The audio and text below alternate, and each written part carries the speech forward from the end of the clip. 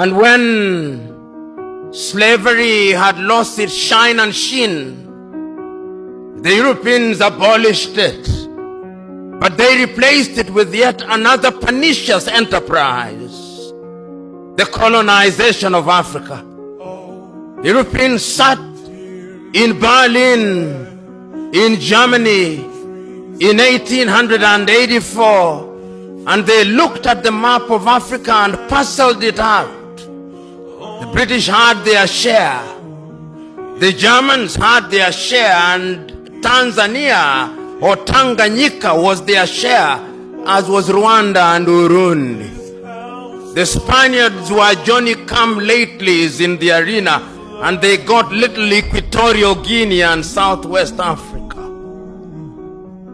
The French were here, the Portuguese were here, and we were colonized. This time round, they did not take us away.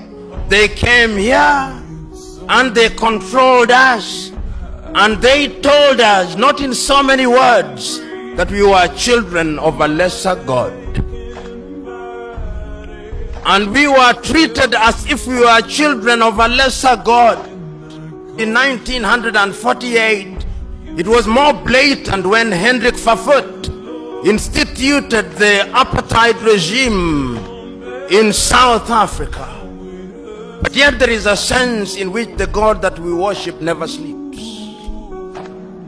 The colonial enterprise ran its course, and the European tribes, the Europeans never called themselves tribes, they called them nations, were engaged in a war. First in 1918, the European tribes fought, and they had something called the League of Nations, which died. Then they fought again in 1945.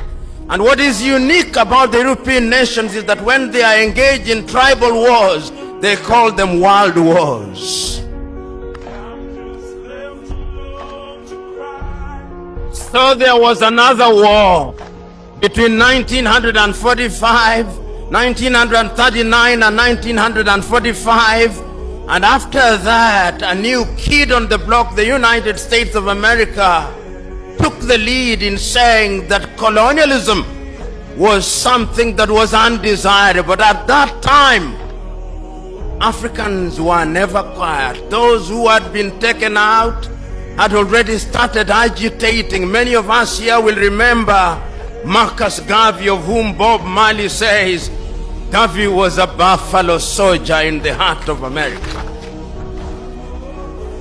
And many of us will remember W.E.B. Du Bois. Many of us will remember that they started agitating that Africans must regain their dignity and their independence. And indeed, in 1847, in Liberia, a small group of Africans were brought back in Monrovia, and Liberia became the first independent black nation in the continent of Africa. So soon thereafter, in Sierra Leone, they also created yet another colony.